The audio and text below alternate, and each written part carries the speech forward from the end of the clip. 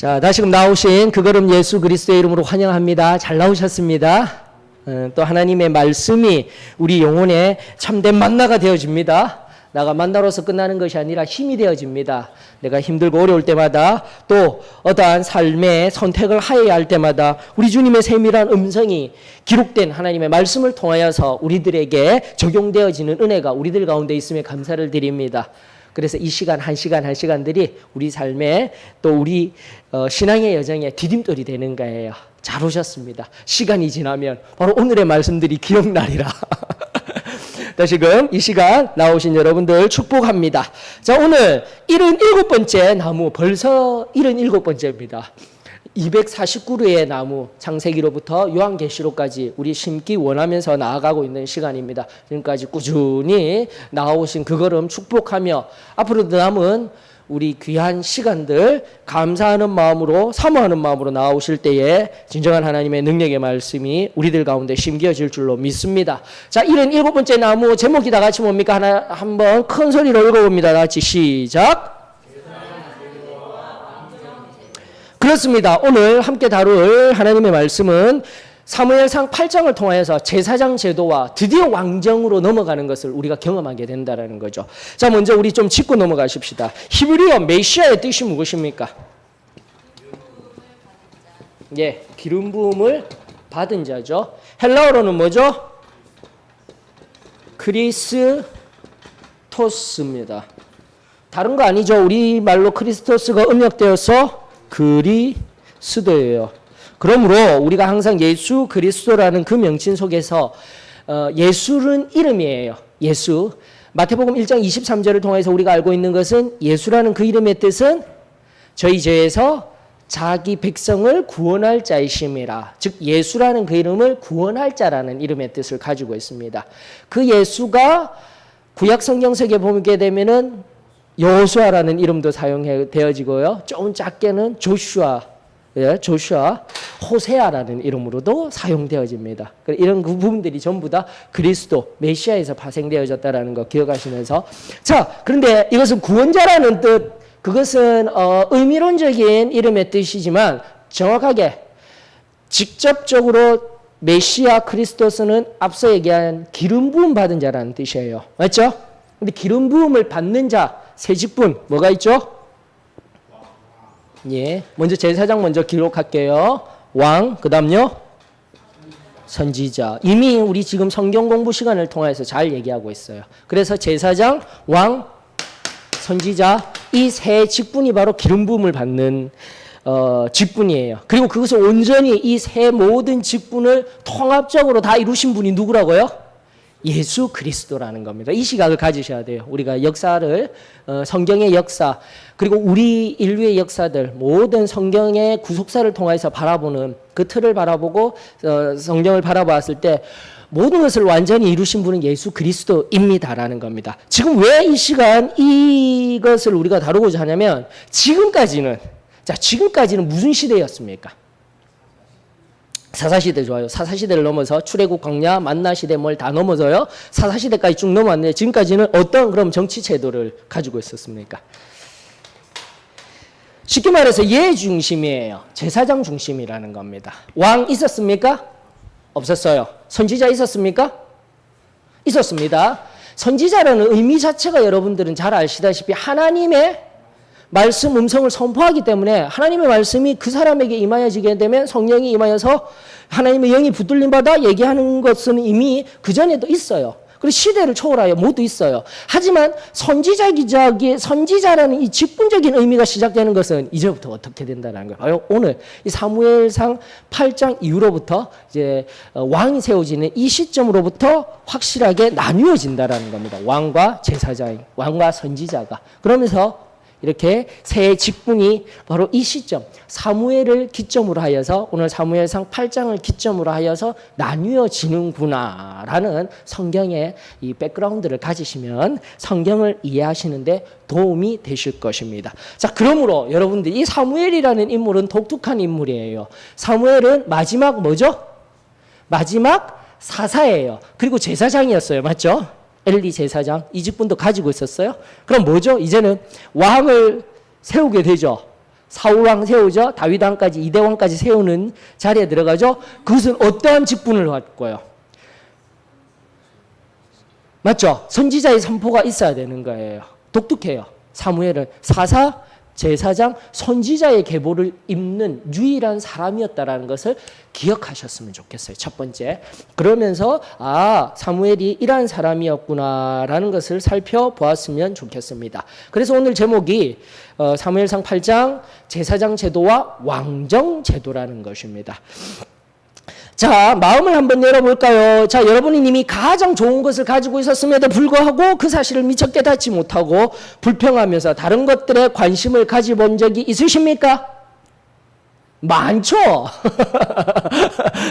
지금 갑자기 이야기를 하려고 하니까 없을 것 같지만 내 삶에 너무나 많았던 것 같아요. 여러분들 어떠한 것들이 있는지 한번 나누어 봐 주시겠습니까? 얼핏 이 이야기를 듣고. 그리고 연습하신 분이 저는 있으리라 믿습니다. 네.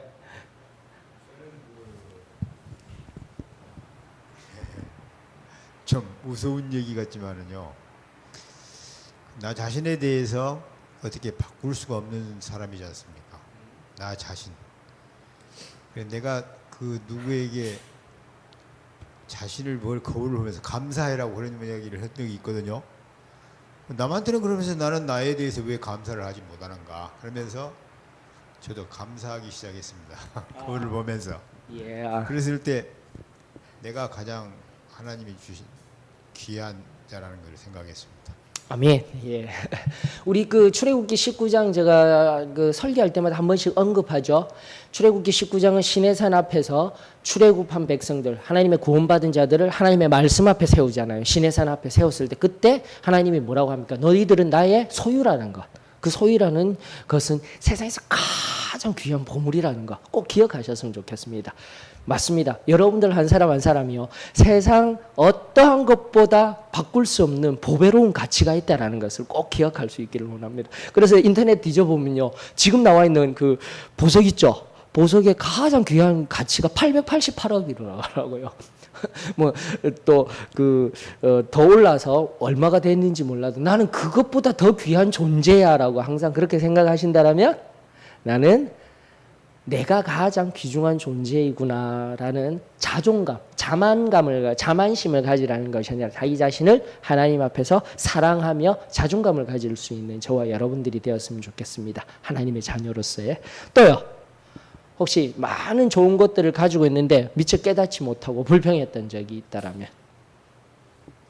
저 같은 경우는 이제 한 번씩 또 간증을 통해서 말씀드린 바와 같이 이제 학교 공부를 어렵게 하면서 대학 공부를 이제 어렵게 하면서 낮에는 일하고 밤에는 야간 대학을 다니면서 공부를 이렇게 경영학 그 공부를 이렇게 할 때 2등을 했어요. 항상 2등을. 그래서 왜 2등만 하게 만드냐고. 하나님 2등하면 반행 장학금이거든요. 1등하면 전액 장학금을 주는데, 그래 하나님 어렵지 않습니까? 힘들지 않습니까? 제 힘으로 이렇게 해야 되고 어렵게 공부를 하면서 나아가는데 왜 이 반밖에 안 주십니까? 제가 일하니까 그렇지 이 낮에도 내가 공부를 할 수 있도록 해주실 여건을 좀 마련해 주시지 않겠습니까? 그런데 하나님이 뒤통수를 한번 딱 때리죠.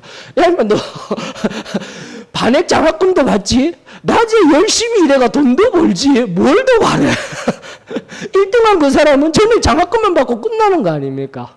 근데 저는 반도 주시고 그 다음에 일도 하면서 또 물질적으로도 하나님 어렵지 않도록 또 그 하나님이 그 상황에 맞춰서 주셨는데, 기도하는데 어느 순간 하나님이 딱 가르쳐 주시더라고요.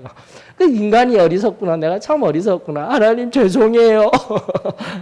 그러면서 하나님 앞에 기도로서 올려드렸던 것이 생각납니다. 어떠셔요? 여러분들의 삶에도 그런 것 많으시죠? 지나고 보니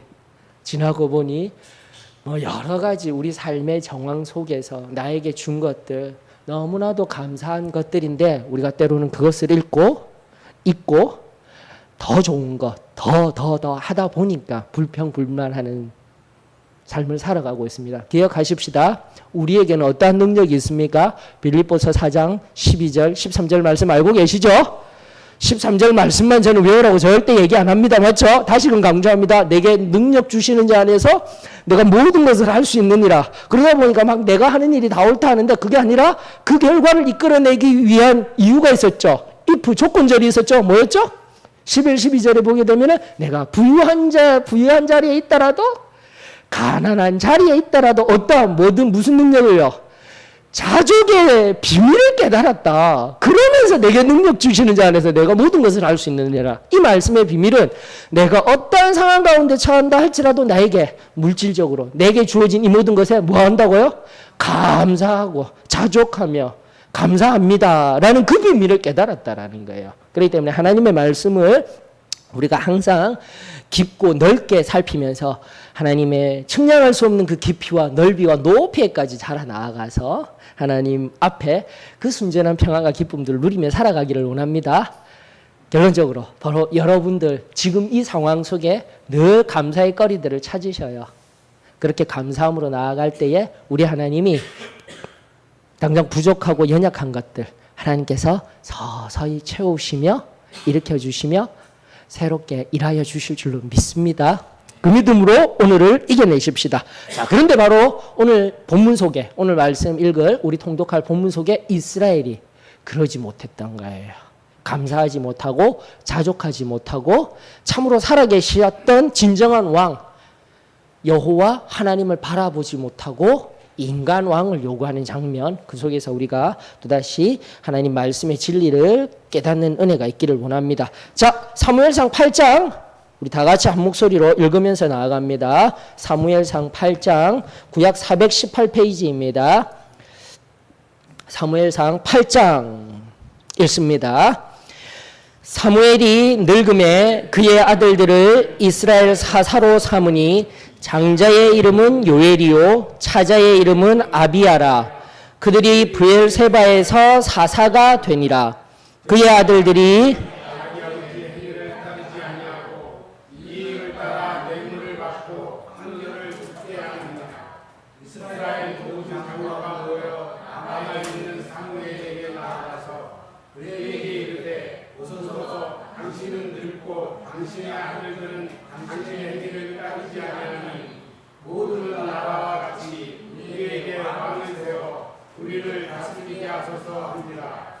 우리에게 왕을 주어 우리를 다스리게 하라 했을 때에 사무엘이 그것을 기도하지 아니하여 여호와께 기도하되 여호와께서 사무엘에게 이르시되 백성이 내게 한 말을 다 들으라. 이는 그들이 너를 버림이 아니요 나를 버려 자기들의 왕이 되지 못하게 함이니라.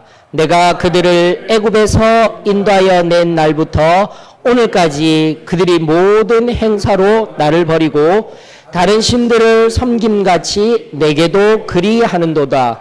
그러므로 그들의 말을 듣되 너는 그들에게 엄히 경고하고 그들을 다스릴 왕의 제도를 가르치라. 사무엘이 왕을 요구하는 백성에게 여호와의 모든 말씀을 말하여 이르되 너희를 다스릴 왕의 제도는 이러하니라.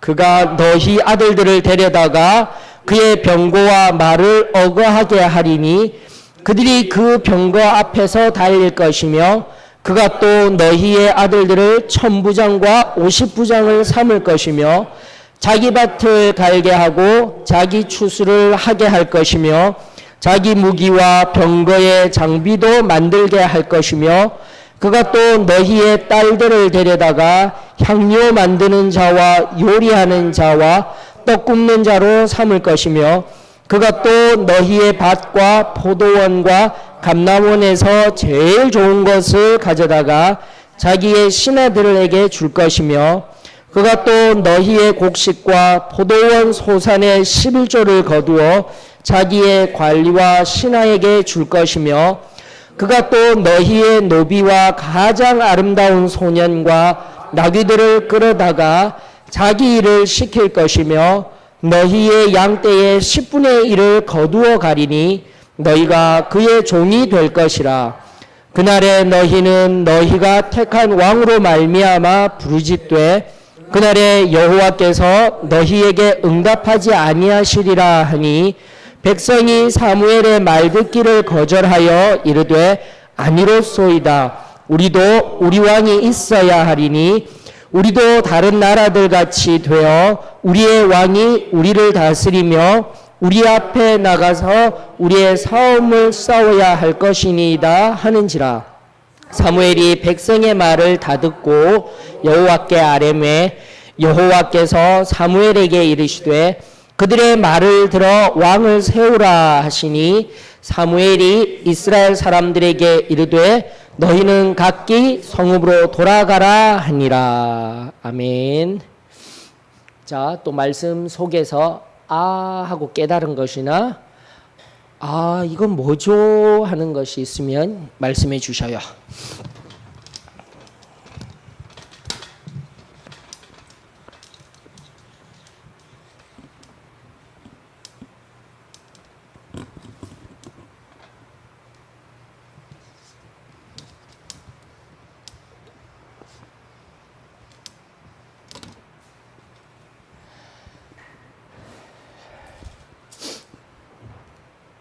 자, 이 본문 속에서는 특별히 어려운 문장은 없습니다. 맞죠? 우리가 좀 짚고 넘어가야 할 부분들은 다른 것 아닙니다. 말씀 중심으로 살펴보면서 사무엘의 문제가 있어요. 사무엘이 지금 문제가 있어요. 문제가 무엇이고 또 그에 따라서 왜 이러한 일이 일어났는지를 말씀을 하나하나 살펴보면서 우리 하나님의 그 사랑하심을 살펴보았으면 좋겠습니다. 자, 사무엘 무슨 문제가 있을까요? 사무엘이 문제가 있어요, 지금.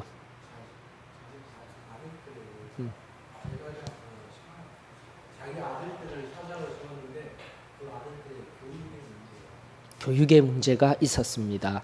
자, 이게 중요합니다. 첫 번째, 지금까지 계속해서 사사시대를 통과하면서 우리 지금 배우고 있죠. 사사는 엄밀하게 말하면 임시적으로 왕과 제사장과 선지자의 역할을 감당하던 사람이었다라는 겁니다. 임시적으로 그 시대에. 자, 그렇기 때문에 뭐가 안 된다고 했습니까? 세습이 안 된다라고 했어요. 그래서 그 세습이 되게끔 안 된다라고 했지만 뭔가 꺼리를 남겨서 문제를 일으킨 게 기드온이었거든요. 기드온의 이미 사사시대 때 우리가 다 살핀 것들입니다. 안 되는 거예요. 그런데 이미 사무엘서 들어가면서 엘리사사라고 되어진 엘리사사의 아들도 맞죠? 제사장의 역할을 하고 있고 세습이 되어지고 있어요. 물론 제사장이라고 나오고 있지만 그렇게 하고 있었어요.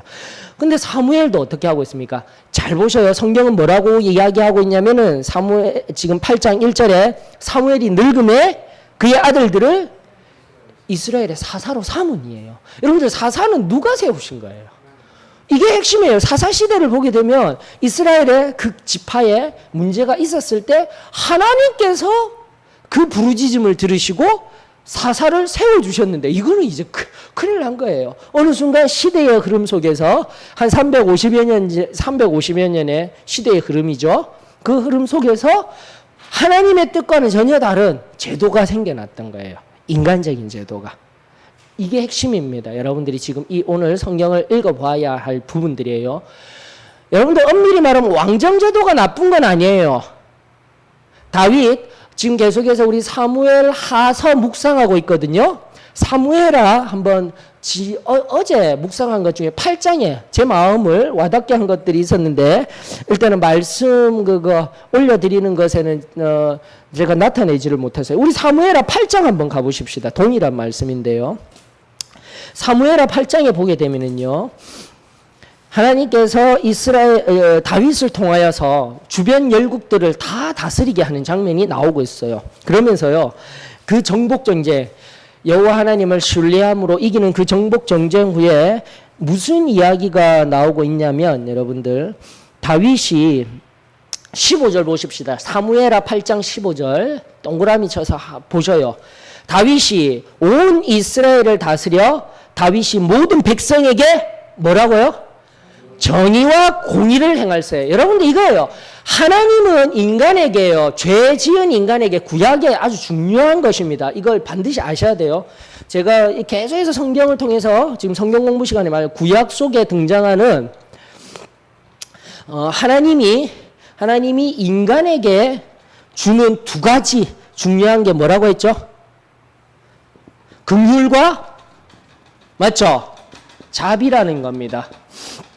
긍휼과 자비라는 이 용어는 긍휼은 내 속에서 일어난 거예요. 긍휼은 내 속에서 불쌍한 마음을 가지고 마음으로 그냥 나 너 불쌍히 여겨가 아니라 어떻게 해요? 자비의 단계로까지 나가는 거예요. 이 자비는 뭐까지요? 그 긍휼함을 넘어서서 그를 하나님 당신의 자녀 삼으시고 실제적으로 도우는 자리에까지 나아가는 것입니다. 그렇기 때문에 이 구약적인 하나님이 인간에게 죄지은 인간을 부르시고 행하는 이 긍휼과 자비라는 두 용어 속에서요. 항상 우리는 행함이 있는 믿음, 행함이 있는 사랑이 필요하다라는 거예요. 이것은 결코 놓치지 말아야 할 구약과 신약을 넘어서 우리에게 들려주시는 하나님의 법칙이에요. 이 원칙으로 사는 자들에게 하나님의 은혜가 저는 하나님의 풍성한 놀라운 은혜가 임하여질 줄로 믿습니다. 긍휼과 자비. 그래서 야고보서는 통해서 그저 말로만 더웁게 하라 배부르게 하라 하지 말고 뭐라고요? 행하고 직접 먹을 것을 주고 먹을 것을 살펴주라. 행하여야 한다라는 거. 이것이 바로 크리스찬의 삶이에요. 긍휼과 자비 속에 녹아있는 하나님의 뜻입니다. 자, 그런데 두 가지. 하나님이 인간 세상에 그러니까 국가죠. 국가라는 개념에서 사용하시는 방법론이 뭐냐라는 거예요. 사회, 국가, 나라들에게 사용하는 두 가지 용어가 뭐냐라는 겁니다. 어떻게 해요? 바로 정의와 공의인 거예요, 여러분들. 굉장히 중요한 관점입니다. 이 용어들이요. 구약 성경에 있어서.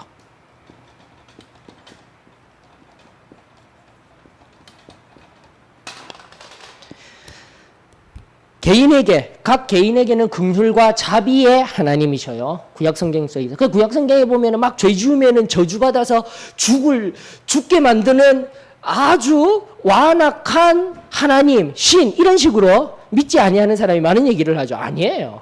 여러분들 성경을 통해서 바라보는 하나님은요 철저하게 긍휼 자비, 선지자를 통하여서 잘못된 거 있으면 심판의 목소리가 뭐라고요? 그 이면에는 항상 사랑이 있다라는 거. 바로 긍휼하심과 자비하심 때문이에요.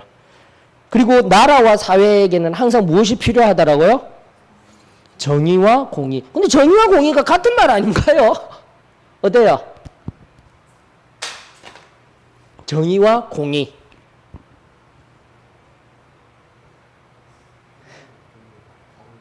예. 다릅니다. 물론 이제 다른 영역이 쉽게 생각하시면 하나님이 주관하시는 거예요. 정의를 내 편에 서서 사람 편에 서서 사람의 어떠한 올바른 기준이 있다 하더라도 사람의 정의가 아닙니다. 맞죠? 하나님의 뜻에 의한 정의입니다. 하나님 말씀에 근거한 정의예요. 우리가 여기서 정의를 개념을 할 때 바른 의다라는 것은 철저한 하나님 기준에 의한 정의. 그리고 공의는요. 공의도 마찬가지인 겁니다. 모든 사람들에게 베풀어지는 것이에요. 맞죠? 그러나 오늘날의 공의는 공리주의에 입각하여서 공리주의적 실용주의까지 넘어가서 10명 중 9명이 잘 되는 거 선택한 게 그게 윤리적으로도 뭐든 도덕적으로 맞다 하지만 우리는 어떻게 해요? 하나님의 공의는요? 그렇지 않은 거예요, 여러분들. 한 사람이라도 귀히 여기는 것이 하나님의 뭐예요? 공의예요. 여러분 이걸 성경서에서 끄집어내야 돼요. 그래서 제가 말씀드리죠. 10명이 타야 할 배에 11명이 타서 뒤집어지게 되는 상황 속에서도 우리의 생각은 제비해서 진 사람이 어떻게 하면 돼요? 바다에 빠뜨리면은 그건 우리는 바른 판단을 하였다라고 하는 시대를 살아가고 있어요. 하지만 크리스찬은 어떻게 해야 된다고요? 그 한 사람 빠뜨려서는 안 되는 거예요. 그 한 사람조차도 같이 함께 가기 위한 최선의 노력을 동조하는 것. 이게 바로 하나님의 공의인 겁니다, 여러분들. 그래서요. 다시 한 번 더 시대를 잘 분별해야 돼요. 우리의 삶 속에 제가 지난주 얘기 드렸죠. 미국발 효율주의가 왔는데 아주 극단적인 효율주의가 우리나라 삶 속에 우리 개인의 삶 속에 있는데 뭐 그런 것들 자꾸 옆으로 파생하여지게 되면은 비난하는 것밖에 없습니다. 하지만 우리가 성경으로 돌아가자고요. 성경 안에서 하나님 바로 하나님과 개인 간에는 긍휼과 자비의 하나님이십니다.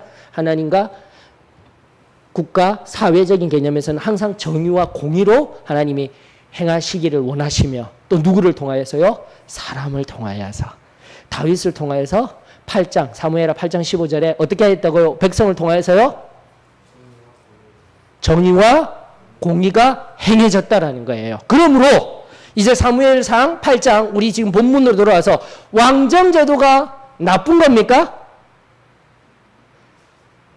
그게 아니다라는 거예요. 그러니까 제사장 제도가 좋고 왕정 제도가 나쁜데 그 왕정 제도 해달라고 해서 하나님이 화가 많이 나셨어요. 이런 단순한 생각을 하시지 말라라는 겁니다. 이것은 더욱더 우리에게 적용하게 되면 우리는 감독제입니다. 맞죠?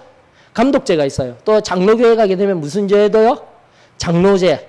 그래서 대의민주주의 제도 같은 거죠. 교회 내에 세 가지 조직제도. 그 다음 하나 뭐죠? 회중제. 저기 심내교. 모든 구성원들의 다 의견을 묻고 하는 직접 민주주의 같은 그런 제도가 있어요.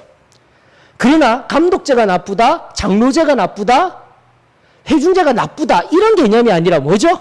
바로 그 속에 하나님의 뜻대로 공의와 정의가 이루어지느냐가 중요하다는 거예요. 이게 핵심이에요. 이게 항상 우리들의 삶 속에 우리 교회라는 영역 속에서 우리가 늘 항상 견지해야 할 것입니다. 그래서 감독으로 세워진 자는 혼자서 자기 주장을 가지고 나아가는 것이 아니라 하나님의 정의와 공의 그것을 하나님의 말씀과 또 함께 나아가는 회중들과 함께 같이 듣고 하나님의 뜻을 이루어 나가는 결정권자예요. 맞죠? 그리고 장로제도도 마찬가지입니다. 장로들 나뉘어져서 장로 목사님 매일 다투시는 거 그렇게 되라고 일부러 장로제를 맞춘 게 아니에요. 다행히 회중에 많은 회중들의 대표를 세워서 또 뭐하라고요? 하나님의 정의와 공의를 함께 실현하고 나아가라고 만든 제도였을 뿐이에요. 회중제 중요한 문제들이 있을 때 모든 회중들의 의견을 묻고 민주적인 절차, 그 민주적인 절차 속에 바로 하나님의 정의와 공의가 있음을 교회 문화 전체가 하나님의 말씀을 바로 알고 나아간다라면은 그것도 참 좋은 거예요, 여러분들. 그러므로 다시 결론 내립니다. 제사장 제도, 왕정 제도 여기에 빠지지 마셔요. 왕정 제도는 나쁘고 제사장 제도는 나쁘다. 그런 도식은 아닙니다. 하나님 지금 우리가 살펴봐야 될 것은 무엇이 문제라고요? 하나님이 정의와 공의로 바로 이 제도 속에 일하느냐 마느냐예요. 그래서 지금까지 제사장 제도로서 나아갔을 때 제사장을 통해서 하나님이 왕이시고 하나님의 뜻에 의하여서 나아가는 것이 이스라엘 백성이었습니다 하였는데 문제가 뭐냐라는 겁니다. 자, 사무엘의 문제는 우리가 살폈어요. 나이가 들어가니 어쩔 수 없어요. 뭔가 지도자는 세워야 되겠는데 두 아들들을 사사로 삼아서 세웠는데 결론은 문제는 뭐죠? 그 사사로 세워진 아들들이 어떻게 됐어요? 성경대로 한번 보십시다. 뭐라고 되어 있습니까? 아버지의 행위 맞죠? 여러분들 행위라는 거예요. 말을 따르는 게 아니에요. 말하고 가르친 걸 따르는 것이 아니라 말과 행동을 그대로 바라보고 따라가는 거예요. 이것은 성경이 끊임없이 우리들에게 말하는 겁니다. 말만 앞서는 인생 되지 마십시다. 말과 행함이 동일하게 나아가는 게 신앙이에요, 여러분들. 그냥 믿음으로만 고백하는 게 신앙 아니에요. 이것이 끊임없이 성경이 말하고 있는 것이라는 거. 이미 신명기 5경부터 살폈고 지금도 끊임없이 하나님이 우리들에게 들려주시는 것입니다. 근데 그대로 따르지 못하고 어떻게 했다고요? 이 아들들이 이익을 따라 뇌물을 받고 판결을 굳게 하니라. 근데 앞선 엘리의 아들들하고는 조금 달라요. 맞죠? 왜 뭐가 다르냐면 엘리의 아들들은 하나님 앞에 철저하게 범죄하였습니다. 이미 우리 저녁에 사무엘서 강의하고 있죠. 그러면서 여러분도 충분히 인지하셨을 거예요. 하지만 지금 보신 바와 같이 그나마 이 아들들 잘못은 하고 있는데 하나님 앞에 잘못된 자들이 아니고 어떻게 해요? 어쨌든 이익을 쫓아 사람 앞에 지금 판결을 잘못하고 있구나. 그래서 사사라는 측면에서 이야기를 하고 있어요. 이거예요, 여러분들. 문제는 뭐냐면 그 다음에 이제 우리가 아는 것은 엘리와 비교를 했을 때 엘리에게 찾아왔잖아요. 하나님의 사람이. 너 왜 자녀들을 책망도 안 하고 제대로 교육도 안 시켜? 그게 큰 문제였어요. 엘리가 오냐 하고 그 자녀가 무엇을 가든지 말든지 말은 하지만 그 자녀가 잘못된 길을 가고 있음에도 불구하고 잘못되었다라고 해서 바로 세우려고 하는 노력이 현저히 부족했다라는 겁니다. 그러나 사무엘은 하나님 앞에 책만 박는 것은 없어요. 자녀로 인하여서. 이해되시겠습니까?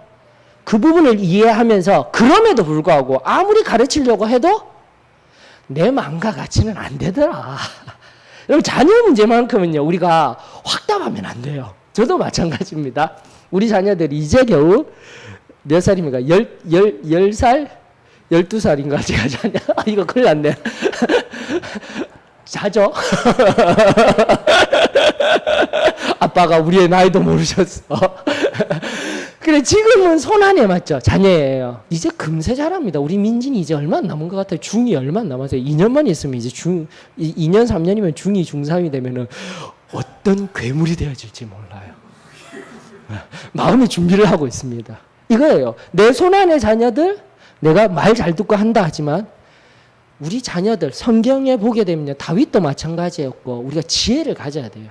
내가 이 자녀들을 통해서 우리 자녀들 정말 잘할 것 같이 절대 그런 자존감은 안 가지셨으면 좋겠어요. 자녀들은 정말 내 마음대로 안 된다. 그러므로 어떻게 해야 된다라는 겁니까? 하나님 손에 맡겨야 되는 거예요. 그것이 진정한 원리입니다. 어느 순간 이것을 깨달은 부모님은요. 뒤에서 묵묵히 기도함으로 그 자녀가 하나님 손에 붙들려 나아가는 것을 진정으로 원하며 기도하는 자녀. 그리고 우리 에베소서 다시 안 들어가 봐도 되죠? 에베소서에 있는 그 귀한 말씀. 자녀를 노엽게 하지 말고 뭘로요? 주의 말씀으로 책망하고 훈육하고 경계하여야 하는 것. 그것이 지혜인 겁니다. 내가 말이야. 내가 너만 할 때는 말이야. 이러면 큰일 나는 거예요. 내 지식으로 가르치려고 하면. 언젠가 제가 계속해서 지금 한 번씩 예화 들려드리고 있죠? 미국에 있었던 아버지와 아들의 대화 아시죠? 아버지가 야, 너 존 F 케네디 대통령은 너만 할 때 공부를 얼마나 열심히 했는지 알아? 이러더만 아들이 피식 웃으면서 뭐라 했습니까?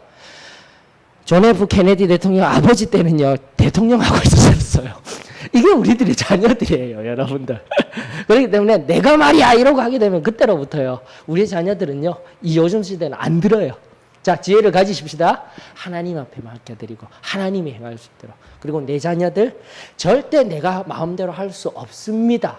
이게 정말 중요한 원칙이에요. 사무엘도 그렇게 하나님 앞에 세워진 사무엘도 어떻게 하든 열심히 가르쳤어요. 엘리와 비교하여서도 책만 듣지 아니할 만큼 최선의 노력을 경주해서 가르쳤지만 그 아버지의 행위 그대로 가지 못하던 자녀였습니다. 이것밖에 안 돼? 아닙니다. 우리 모두에게 적용되어지는 말씀인 줄로 믿습니다. 그래서 하나님 앞에 우리의 자녀들이 세상 속에요 돈 많이 버는 물고기를 잡는 인생이 아니라 정말 하나님의 방법으로 물고기를 잡는 일에 물고기를 먹는 인생이 아니라 물고기를 직접 잡아서 먹을 수 있는 인생의 지혜를 가르쳐 줄 수 있는 말씀으로 그렇게 가르칠 수 있는 은혜가 저는 우리 부모님들과 그리고 지금의 또 젊은 세대들에게도 먼저 딱 마음을 가지고 갔으면 좋겠습니다. 그런 지혜들을 가지셨으면 좋겠어요. 자, 그러면서 사무엘에게 이러한 문제도 있었지만 바로 그 문제가 계기가 되어져서 이스라엘 장로들이 보고 어떻게 합니까?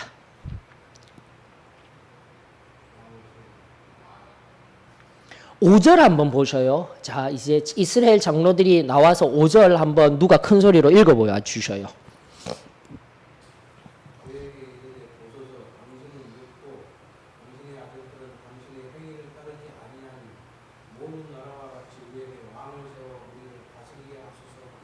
자, 여기에 보면은 보소서라는 말 앞에 원문상 하나 빠진 게 있습니다. 제가 라마스로 기억하는데 뭐가 빠지냐면 이제라는 게 빠져 있어요. 그게 번역이 되어져야 돼요. 전혀 다른 말이 됩니다. 왜 다른 말이 되어지냐면 지금 5절에 보게 되면은 이렇게 늙었기 때문에 이런 문제들이 있기 때문에 지금 이 순간 왕을 원한 게 아니라 이제라는 그 말의 의미는 앞전에서도 어떤 생각을 가지고 있었다라는 겁니까?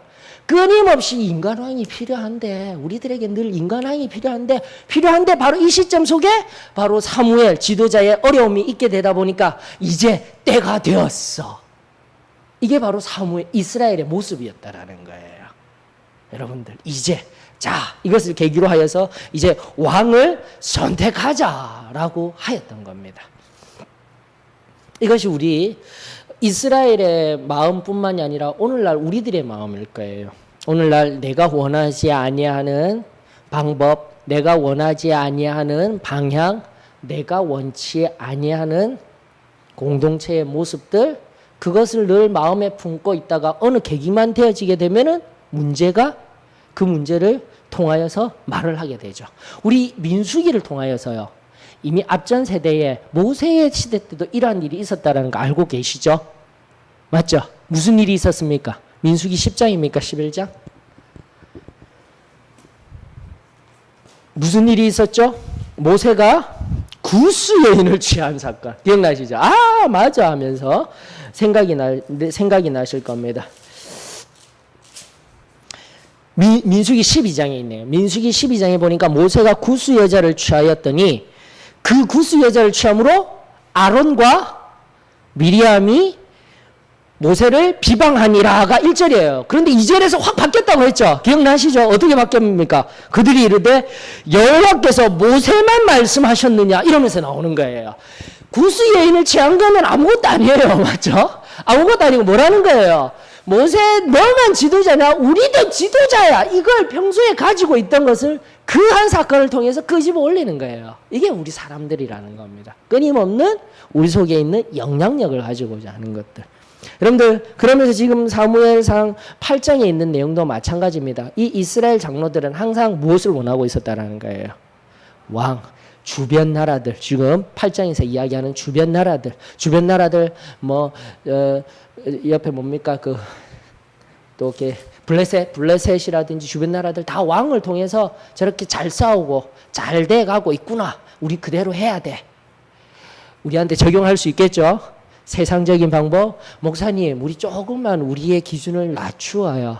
여러분들, 우리의 기준은 우리가 정한 것도 아닙니다. 내가 정한 것도 아닙니다. 우리의 기준은 어디에서 나온 거죠? 말씀에서 나온 겁니다. 조금만 낮추어서 저 세상, 그리고 다른 교회가 나아가는 방법 얼마나 좋습니까? 고민을 좀 해봐야 되겠죠. 정말 우리가 진리 가운데 하나님의 말씀의 진리를 부여잡고 우리가 받은 이 참된 체험의 신앙들이 옳다라고 여긴다라면 우리에게 주어진 이 말씀에 의한 또 우리가 체험한 이것들을 꼭 부여잡으며 흔들리는 것이 아니라 정말 하나님이 기뻐하시는 자리로 묵묵히 끝까지 나아가는 은혜가 저와 여러분들에게 있기를 원합니다. 그래서 지금 나와는 내 생각과는 틀려 교회가 나아가는 방향이 뭔가 문제가 있어 가지고 있다가 어떤 사건이 딱 일어났을 때 그 사건을 통하여 그 사건은 샥 사라지고 뭐가 있죠? 바로 그 불평과 그 불만들이 그냥 터져 나오는 거예요. 그런 어리석은 자리에 가지 아니하였으면 참으로 좋겠습니다. 다시 한 번 더, 왕정제도가 문제가 있었던 것은 아닙니다. 이해되셨습니까? 무엇이 문제입니까? 이것을 발견하잖아요. 자, 그러면 이스라엘의 진정한 문제, 무엇이 문제입니까? 큰 소리로 이야기를 해주셔요.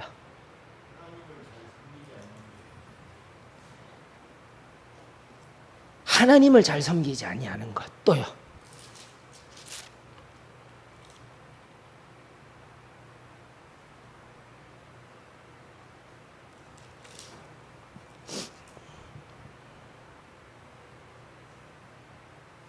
여러분들 여기에 대해 뒷받침하는 것들은 이미 8장 8절에 이야기하고 있습니다. 하나님이 알고 계셨어요. 맞죠?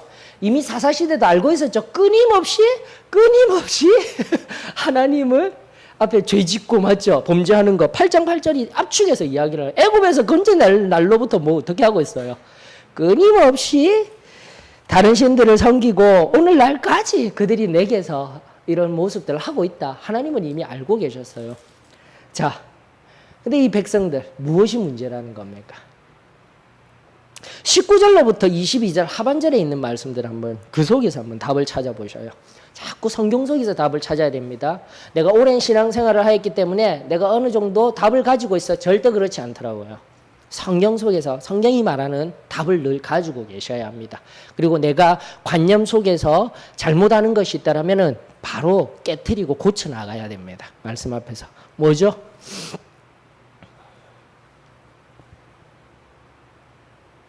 20절 읽어주셔요.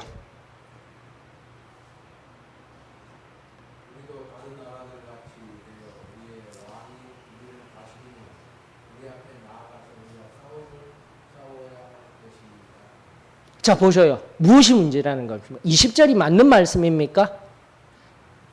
지금까지 우리가 쭉 성경을 이미 지금 창세기부터 출애굽 시대 그리고 사사 시대, 가나안 정복 시대를 거쳐 특별히 제가 강조하고 있는 가나안 정복 시대를 거쳐 지금 이 시대를 살아가고 있는데 이 말이 맞습니까? 틀렸습니까?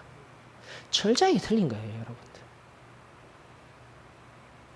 하나님이 여호와 하나님이 친히 왕이 되셔서 우리가 알고 있는 바, 이 이스라엘 백성들도 알고 있는 바 바로 애굽에서 종되었던 우리들을 끌어내셔서 가나안 땅에 들어올 때 누가 이 싸움을 싸워주시고 승리하게 해주셨습니까? 여호와 하나님이 이미 이 싸움을 승리하게 해주시고 이 땅을 이미 주셨다는 것 이들도 알고 있어요. 근데 지금은요.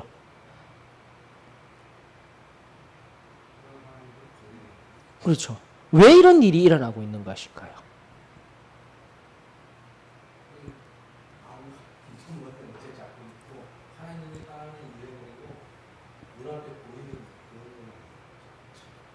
예.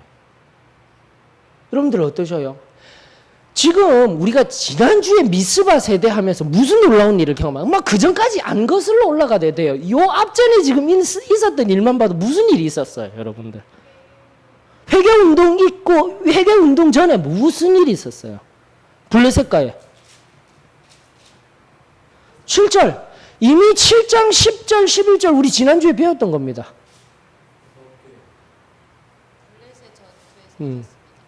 사무엘이 번제를 드릴 때에 맞죠? 그 블레셋 사람 앞에서 무슨 일이 일어납니까? 성경 말씀을 보면 됩니다. 7장 10절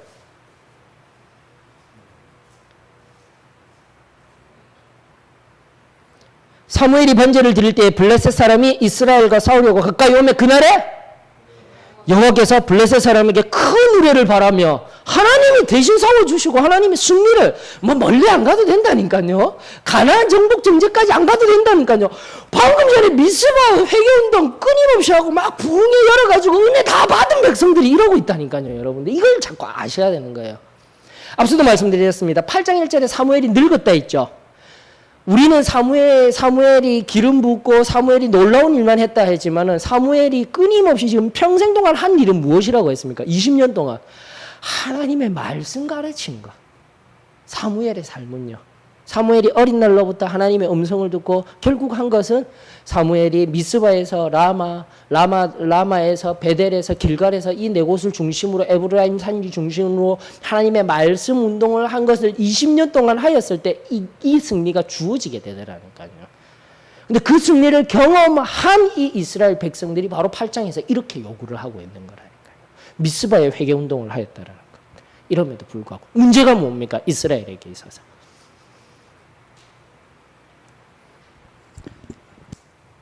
자, 사사시대 때 지금도 끊임없이 이야기합니다.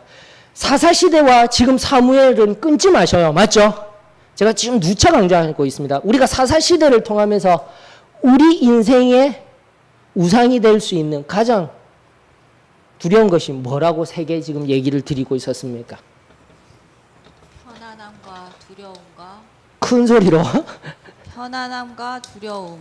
또요? 자기의 생각이 우상이 되죠. 그렇죠. 자기 자신이. 지금도 연계성 속에 끊임없이 있는 거예요. 편안함, 그리고요? 두려움, 앞날에 대한 두려움, 그리고 자기 자신이 자기 자신의 소견대로 하는 거. 이게 지금 여기서도 동일하게 작동되고 있는 거예요.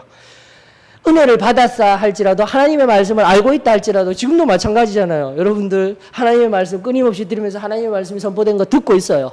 그리고 나와 엎드려서 기도하니 하나님께서 나의 마음 가운데 은혜도 주셔요. 근데 뒤돌아서서 조금만 지나가면 우리 마음에 뭐가 들어오는 거예요?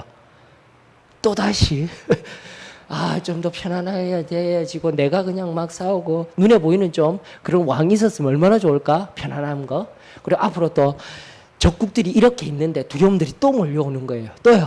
내 생각에는 이게 끊임없이 사사시대로부터 사사기를 통해서 우리들에게 끊임없이 오늘날에도 동일하게 은혜 받았다 할지라도 우리가 정말 하나님의 뜻, 하나님의 편 앞에 서서 나아가지 못하면 우리를 또다시 넘어지게 하고 우리에게 또다시 유혹거리가 되는 것이 또 나오고 있는 거예요. 자, 문제가 뭡니까? 바로 이스라엘 장로들에게 눈에 보이는 왕, 눈에 보이는 왕, 두려움으로부터 해방시켜줄 여호와 하나님이 이런 전쟁 승리하게 해주신 거 우리 거 알겠는데 제발 눈에 보이는 누구를요?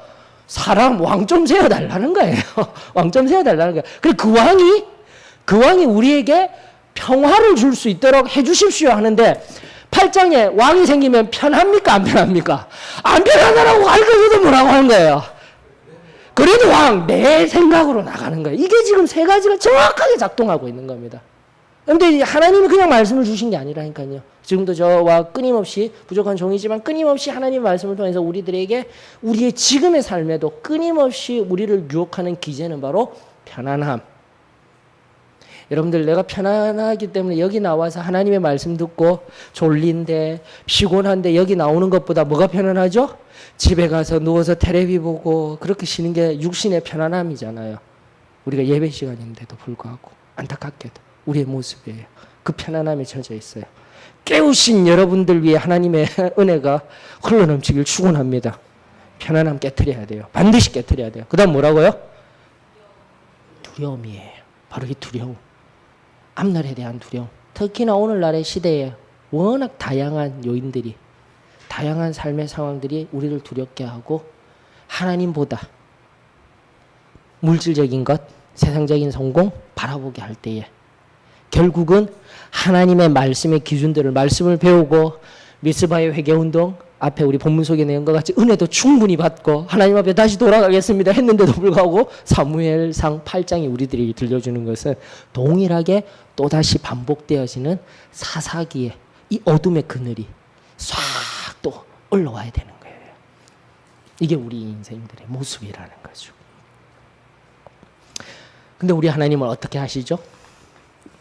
그걸 다 듣고 결국은 여호와께서 사무엘에게 이르시되 22절입니다. 그들의 말을 들어 왕을 세우라라고 하셔요. 다시 한 번 더. 왕을 세워서 왕정 제도 자체가 나쁘지 않다라는 겁니다. 이런 문제성 속에서도 이 왕을 다시 세우겠다라는 것은 앞서도 말씀드린 바와 같이 독특해요. 예전엔 부르짖으실 때 하나님이 직접 한 사람에게 심령에게 부어주셔서 사사를 세웠잖아요. 근데 이번에는 뭐가 다르다라는 거죠. 백성들이 지금 원하고 있는 거예요. 그래서 하나님이 왕을 세워주신데 그 왕도 하나님이 세우시는 거죠. 누구였습니까? 예비되고 준비된 자. 이제 9장으로부터 16장까지의 삶을 통해서 이스라엘의 초대 왕은 아니에요. 완전한 왕의 기틀을 이루는 것은 어쨌든 다윗왕이에요. 다윗왕이지만 정말 베냐민 지파 속에 가장 작은 그 사울왕 아시다시피 이제 우리 성경을 통해서 아시다시피 또 다음에 살펴보게 되겠지만 그 사울은 정말 겸손하고 왕으로서 하나님의 뜻을 이루어 나갈 사람이었다라는 것입니다. 이것을 봐야 돼요. 왕정 제도 자체가 나쁘고 왕이 나쁜 게 아니다라니까요. 문제는 그렇게 세워진 왕과 왕정 제도가 무엇을 해야 된다고요? 정의와 공의를 이루어 나가는 도구가 되는 거예요. 결국은 진정한 왕은 누가 되시는 거예요? 하나님이 불러 세우시고 하나님이 일하시고 한다는 것을 보면 되는 거예요. 근데 우리는 항상 다시금 사사기로부터 우리가 살펴본 우리 안에 끊임없는 편안함, 두려움, 내 생각대로 하고자 하는 것을 끊임없이 발현하려 할 때에 우리는 겸손하게 하나님 앞에 엎드리고 십자가 앞에 엎드려서 말씀 앞에 깨어지고 성령의 하나님의 음성을 듣게 될 때 우리가 그 모든 두려움 속에서 이기며 승리하게 될 것입니다. 라는 것들. 그것을 이길 수 있는 세 가지 뭐라고 했죠? 성실함, 신실함, 성숙함. 맞죠?